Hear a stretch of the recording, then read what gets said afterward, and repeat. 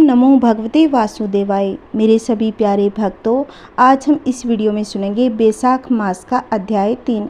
अगर आपने प्रथम 2 अध्याय नहीं सुने हैं तो मेरे चैनल पर अपलोडेड आप सुन सकते हैं। आइए भक्तों, आज की कथा सुनते हैं, जिसमें महर्षि वशिष्ठ के उपदेश से राजा कीर्तिमान का अपने राज्य में बैसाख मास के धर्म का पालन कराना और यमराज का ब्रह्मा जी से राजा के लिए शिकायत करना। मिथिलापति ने पूछा, हे ब्राह्मण, जब बैसाख मास के धर्म अतिशय सुलभ पुण्य राशि प्रदान करने वाली है, भगवान विष्णु के लिए प्रीतिकारक है, चारों पुरुषार्थों की तत्काल सिद्धि करने वाले हैं, सनातन और वेदोक्त हैं, तब संसार में उनकी प्रसिद्धि कैसे नहीं हुई। इस प्रश्न पर सुरतदेव जी ने कहा, हे राजन, इस पृथ्वी पर लोक की कामना रखने वाले ही मनुष्य अधिक हैं। उनमें से कुछ राजस हैं और कुछ तामस हैं। वे लोग इस संसार के भोगों तथा पुत्र पौत्र आदि संपदाओं की अभिलाषा रखते हैं। कहीं किसी प्रकार कभी बड़ी कठिनाइयों से कोई एक मनुष्य ऐसा मिलता है जो स्वर्ग लोक के लिए प्रयत्न करता हो, और इसीलिए वह यज्ञ आदि पुण्य कर्मों का अनुष्ठान बड़े प्रयत्न से करता है, परंतु मोक्ष की उपासना प्राय कोई नहीं करता। तुच्छ आशाएं लेकर बहुत से कर्मों का आयोजन करने वाले लोग प्राय काम्य कर्मों के ही उपासक हैं। यही कारण है कि संसार में राजस और तामस धर्म अधिक विख्यात हो गए हैं, परंतु सात्विक धर्मों की प्रसिद्धि नहीं हुई। ये सात्विक धर्म भगवान विष्णु को बहुत प्रसन्न करने वाले हैं, निष्काम भाव से किए जाते हैं और इस लोक तथा परलोक में सुख प्रदान करते हैं। देव माया से मोहित होने के कारण मूढ़ मनुष्य इस धर्मों को जानते ही नहीं हैं। पूर्व काल की बात है, काशीपुरी में कीर्तिमान नाम से विख्यात एक चक्रवर्ती राजा थे। वे इक्ष्वाकु वंश के भूषण तथा महाराज नरिक के पुत्र थे। संसार में उनका बड़ा यश था। वे अपनी इंद्रियों पर और क्रोध पर विजय पा चुके थे। ब्राह्मणों के प्रति उनके मन में बड़ी भक्ति थी। राजाओं में उनका स्थान सबसे ऊंचा था। एक दिन वे मृग्या में आसक्त होकर महर्षि वशिष्ठ के आश्रम पर गए। बैसाख की चिलचिलाती हुई धूप में यात्रा करते हुए राजा ने मार्ग में देखा कि महात्मा वशिष्ठ के शिष्य जगह जगह अनेक प्रकार के कार्यों में विशेष तत्परता के साथ संलग्न थे। वे कहीं पर प्याऊ बनवाते थे और कहीं पर छाया मंडल और किनारे पर झरनों के जलों को रोककर स्वस्थ बावली बनाते थे। कहीं वृक्षों के नीचे बैठे हुए लोगों को वे पंखा डुलाकर हवा करते थे, कहीं ऊख देते थे, कहीं सुगंधित पदार्थ भेंट करते और कहीं फल देते थे। दोपहरी में लोगों को छाता देते और संध्या के समय शरबत। कोई शिष्य घनी छाया वाले वन में झाड़ बुहार कर साफ किए हुए आश्रम के प्रांगणों में हितकारक बालू का बिछाते थे और कुछ लोग वृक्षों की शाखा में झूला लटकाते थे। उन्हें देखकर राजा ने पूछा, आप लोग कौन हैं? उन्होंने उत्तर दिया, हम लोग महर्षि वशिष्ठ के शिष्य हैं। राजा ने पूछा, यह सब क्या हो रहा है? वे बोले, ये बैसाख मास में कर्तव्य रूप से बताए गए धर्म हैं। जो धर्म है अर्थ काम मोक्ष चारों पुरुषार्थों के साधक हैं। हम लोग गुरुदेव वशिष्ठ की आज्ञा से इन धर्मों का पालन करते हैं। राजा ने पुनः पूछा, इसके अनुष्ठान से मनुष्य को कौन सा फल मिलता है? किस देवता की प्रसन्नता होती है? उन्होंने उत्तर दिया, हमें इस समय यह बताने के लिए अवकाश नहीं है। आप गुरुजी से ही यथाचित प्रश्न कीजिए। वे महायशस्वी महर्षि इन धर्मों को यथार्थ रूप से जानते हैं। शिष्यों से ऐसा उत्तर पाकर राजा शीघ्र ही महर्षि वशिष्ठ के पवित्र आश्रम पर, जो विद्या और योग शक्ति से संपन्न था, वहाँ पर गए। राजा को आते देखा महर्षि वशिष्ठ मन ही मन बड़े प्रसन्न हो गए।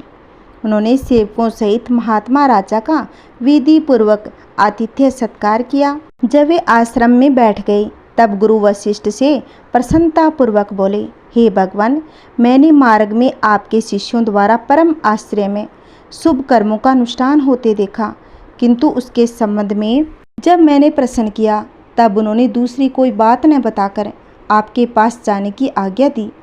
उनकी आज्ञा के अनुसार मैं इस समय आपके समीप आया हूँ। मेरे मन में उन धर्मों को सुनने की बड़ी इच्छा है, अतः आप मुझसे उनका वर्णन करें। तब महायशस्वी वशिष्ठ जी ने प्रसन्नतापूर्वक कहा, हे राजन, तुम्हारी बुद्धि को उत्तम शिक्षा मिली है, अतः उसने यह उत्तम निश्चय किया है भगवान विष्णु की कथा के श्रवण और भगवत धर्मों के अनुष्ठान में जो तुम्हारी बुद्धि की आंतरिक प्रवृत्ति हुई है, यह तुम्हारे किसी पुण्य का ही फल है। जिसने बैसाख मास में बताए हुए महाधर्मों के द्वारा भगवान श्री हरि की आराधना की है, उसके उन धर्मों से भगवान बहुत संतुष्ट होते हैं, उसे मनवांछित वस्तु प्रदान करते हैं। संपूर्ण जगत के स्वामी भगवान लक्ष्मीपति समस्त पाप राशि का विनाश करने वाले हैं। वे सूक्ष्म धर्मों से प्रसन्न होते हैं, केवल परिश्रम और धन से नहीं। भगवान विष्णु भक्ति से पूजित होने पर अभीष्ट वस्तु प्रदान करते हैं, इसीलिए सदा भगवान विष्णु की भक्ति करनी चाहिए। जगदीश्वर श्री हरि जल से भी पूजा करने पर अशेष कलेश का नाश करते और शीघ्र प्रसन्न हो जाते हैं। बैसाख में बताए हुए ये धर्म थोड़े ही परिश्रम द्वारा साध्य होने पर भी भगवान विष्णु के लिए प्रीतिकारक एवं शुभ होने के कारण अधिक व्यय से सिद्ध होने वाले बड़े बड़े यज्ञ आदि कर्मों का भी तिरस्कार करने वाले हैं। भोपाल, तुम भी बैसाख मास में बताए हुए धर्मों का पालन करो और तुम्हारे राज्य में निवास करने वाले अन्य सब लोगों से भी उन कल्याणकारी धर्मों का पालन करवाओ। इस प्रकार बैसाख धर्म के पालन की आवश्यकता को शास्त्रों और युक्तियों से भली भांति सिद्ध करके वशिष्ठ जी ने बैसाख मास के सब धर्मों का राजा के समक्ष वर्णन किया। उन सब धर्मों को सुनकर राजा ने गुरु का भक्ति भाव से पूजन किया और घर आकर वे सब धर्मों का विधि पूर्वक पालन करने लगे। देवादिदेव भगवान विष्णु में भक्ति रखते हुए राजा कीर्तिमान देवेश्वर पद्मनाभ के अतिरिक्त और किसी देवता को नहीं देखते थे। उन्होंने हाथी की पीठ पर नगाड़ा रखकर सिपाहियों से अपने राज्य भर में डंके की चोट से यह घोषणा करवा दी, मेरे राज्य में जो 8 वर्ष से अधिक की आयु वाला मनुष्य है, उसकी आयु जब तक 80 वर्ष की न हो जाए तब तक मेष राशि में सूर्य के स्थित होने पर यदि वह प्रातःकाल स्नान नहीं करेगा तो मेरे द्वारा दंडनीय, वध्य तथा राजा से निकाल देने योग्य समझा जाएगा। यह मेरा निश्चित आदेश है। पिता, पुत्र, पत्नी, पुत्र आदि जो कोई भी बैसाख धर्म का पालन नहीं करेगा वह चोरों की भांति दंड का पात्र समझा जाएगा। प्रातःकाल शुभ जल में स्नान करके श्रेष्ठ ब्राह्मणों को दान करना चाहिए। तुम सब लोग अपनी शक्ति के अनुसार प्याऊ और दान आदि धर्मों का आचरण करो। राजा कीर्तिमान ने प्रत्येक गांव में धर्म का उपदेश करने वाले एक एक ब्राह्मण को बसाया। 5-5 गांव पर एक एक ऐसे अधिकारी की नियुक्ति कर दी जो धर्म का त्याग करने वाले लोगों को दंड दे सके। उस अधिकारी की सेवा में 10-10 घुड़सवार रहते थे। इस प्रकार चक्रवर्ती नरेश के शासन से सर्वत्र और सब देशों में यह धर्म का पौधा प्रारंभ हो गया और आगे चलकर खूब बड़े हुए वृक्ष के रूप में परिणित हो गया। उस राजा के राज्य में जो लोग मर जाते थे वे भगवान विष्णु के धाम में जाते थे। वहाँ के मनुष्य को विष्णु लोक की प्राप्ति निश्चित थी। एक बार भी बैसाख स्नान कर लेने से मनुष्य यमराज के पास नहीं जाता। अपने धर्म अनुकूल कर्म में स्थित हुए सब लोगों के विष्णु लोक में चले जाने से यमपुरी के सब नरक खाली हो गए। वहाँ एक भी पापी प्राणी नहीं रह गया। बैसाख मास के प्रभाव से यमपुरी के मार्ग की यात्रा ही बंद हो गई। सब मनुष्य दिव्य आकृति धारण करके भगवान के धामों में जाने लगे। देवताओं के जो लोक हैं वे सब भी शून्य हो गए। स्वर्ग और नरक दोनों के शून्य हो जाने पर एक दिन नारद जी ने धर्मराज के पास जाकर कहा, हे धर्मराज, आपके इस नरक में सब पहले जैसा कोलाहल नहीं सुनाई पड़ता। पहले की भांति पाप कर्मों का लेखा भी नहीं लिखा जाता। चित्रगुप्त जी तो ऐसे मौन भाव से बैठे हुए हैं जैसे कोई मुनि हो। महाराज, इसका कारण तो बताइए। महात्मा नारद के ऐसा कहने पर राजा यम ने कुछ दीनता के स्वर में कहा, हे नारद, इस समय पृथ्वी पर जो यह राजा राज करता है वह पुराण पुरुषोत्तम भगवान विष्णु का बड़ा भक्त है। उसके भय से कोई भी मनुष्य कभी बैसाख मास का उल्लंघन नहीं करता। उस पुण्य कर्म के प्रभाव से सभी भगवान विष्णु के परम धाम में चले जाते हैं। हे मुनि श्रेष्ठ, उस राजा ने इस समय मेरे लोक का मार्ग लुप्त कर रखा है। स्वर्ग और नरक दोनों को शून्य बना दिया है। अतः ब्रह्मा जी के समीप जाकर यह सब समाचार उनसे निवेदन करके तभी मैं स्वस्थ होऊंगा। ऐसा निश्चय करके यमराज ब्रह्मा जी के लोक में गए और वहां बैठे हुए उन ब्रह्मा जी का दर्शन किया, जिनका आश्रय ध्रुव है, जो इस जगत के बीज तथा सब लोगों के पितामह है और समस्त लोकपाल, दिक्पाल तथा देवता जिनकी उपासना करते हैं। ब्रह्मा जी ने यमराज को देखा और यमराज ब्रह्मा जी के आगे पृथ्वी पर गिर पड़े। फिर यमराज ने कहा, हे कमलासन, काम में लगाया हुआ जो पुरुष स्वामी की आज्ञा का ठीक ठीक पालन नहीं करता, उसका धन लेकर भोगता है, वह काठ का कीड़ा होता है। जो बुद्धिमान मनुष्य लोभवश स्वामी के धन का उपभोग करता है, वह 300 कल्पों तक त्रियग योग रूप नरक में जाता है। जो कार्य में नियुक्त हुआ पुरुष कार्य करने में समर्थ होकर भी अपने घर में ही बैठा रहता है, वह बिल्लाव होता है। हे देव, मैं आपकी आज्ञा से धर्मपूर्वक प्रजा का शासन करता आ रहा हूँ। मैं अब तक मुनियों और धर्म शास्त्रों के कथनानुसार पुण्य आत्मा को पुण्य के फल से और पाप आत्मा को पाप के फल से संयुक्त किया करता था, परंतु अब आपकी आज्ञा का पालन करने में असमर्थ हो गया हूँ। कीर्तिमान के राज्य में सब लोग बैसाख मास युक्त पुण्य कर्मों का अनुष्ठान करके पितरों और पितामह के साथ बैकुंठ धाम में चले जाते हैं। उनके मरे हुए पितर और मातामह आदि भी विष्णु लोक में चले जाते हैं। इतना ही नहीं, पत्नी के पिता यानी ससुर आदि भी मेरे लेखों को मिटाकर विष्णु लोक में चले जाते हैं। हे देव, बड़े बड़े यज्ञों द्वारा भी मनुष्य वैसी गति नहीं पाता जैसी बैसाख मास से मिल रही है। संपूर्ण तीर्थों से, दान आदि से, तपस्याओं से, व्रतों से अथवा संपूर्ण धर्मों से युक्त मनुष्य भी उस गति को नहीं पाता जो बैसाख धर्म में तत्पर हुए मनुष्यों को प्राप्त हो रही है। बैसाख में प्रातःकाल स्नान करके देव पूजन, मास महात्म्य की कथा सुनने तथा भगवान विष्णु को प्रिय लगने वाले तदनुकूल धर्म का पालन करने वाले मनुष्य एकमात्र विष्णु लोक का स्वामी होता है। और जगतपति भगवान विष्णु के लोक की तो मेरी समझ में कोई सीमा ही नहीं है, क्योंकि सब ओर से कोटि कोटि प्राणियों का समुदाय वहां पहुंच रहा है, तो भी वह भरता नहीं है। इस संसार में पवित्र और अपवित्र सभी लोग राजा की आज्ञा से बैसाख मास के धर्म का पालन करके विष्णु लोक को जा रहे हैं। लोकनाथ उसकी प्रेरणा से संस्कारहीन मनुष्य भी बैसाख स्नान से बैकुंठ धाम में चले जाते हैं। वह केवल भगवान विष्णु के चरणों की शरण लेने वाला जान पड़ता है। वह समस्त संसार को विष्णु लोक में पहुंचा देगा। जो पुत्र धर्म, अर्थ, काम और मोक्ष के प्रतिकूल चलता हो, वह पृथ्वी पर माता के पेट से पैदा हुआ रोग है। वह अधम पुरुष अपनी माता का घात करने वाला कहा जाता है, किंतु राजा कीर्तिमान की माता और उसकी पत्नी का पुण्य संसार में विख्यात है। उसकी माता एकमात्र वीर जननी है और वह राजा निश्चय ही संसार में बहुत बड़ा वीर है। जिस प्रकार कीर्तिमान मेरी लिपि को मिटाने में उद्यत हुआ है, ऐसा उद्योग पुराणों में और किसी का नहीं सुना गया है।